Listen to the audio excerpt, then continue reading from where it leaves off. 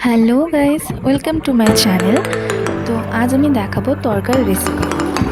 তো ফার্স্টেই দেখতে পাচ্ছ তরকাটা খুব ভালো করে আমরা ধুয়ে নিলাম। ধুয়ে নিয়ে এবারে আমরা ওটা প্রেশারে দেব, যাতে খুব ভালো করে ওটা সেদ্ধ হয়ে যায়।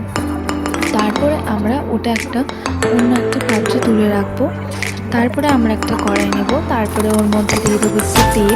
তারপরে ডিমটা দিয়ে খুব ভালো করে ভাজা করে নিতে হবে ডিমটা। তারপরে আমরা কড়াইতে ফের তেল দিয়ে আবারও দিয়ে দেবো একটু জিরে ফোড়ন।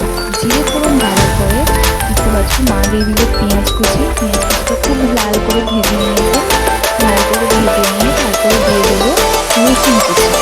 রসুনটা দিয়ে তারপরে ভালো করে মা মশলাটা খুব ভালো করে কষিয়ে নিয়েছে। তারপরে দেখতে পাচ্ছি তুমি দিয়ে দিলে আদা আদা বাটা। আদা বাটাটা দিয়েও খুব ভালো করে মশলাটা কষিয়ে নিতে হবে। তারপরে দিয়ে দিল টমেটো কুচি, তারপরে স্বাদ মতো নুন, তারপরে দিয়ে দিল হলুদ গুঁড়ো, লঙ্কার গুঁড়ো দিয়ে মশলাটা খুব ভালো করে কষিয়ে নিয়ে একটু জল দিয়ে দিল। তারপরে মা আরেকটু নুন দিয়ে দিল। তারপরে দিয়ে দিল তরকার ডালটা ভালো করে ফুটে আসলে দেখতে পাচ্ছ মা ভালো করে নেড়ে নিল। তারপরে ভালো করে ফুটে আসলে দিয়ে দিল মা মেথি।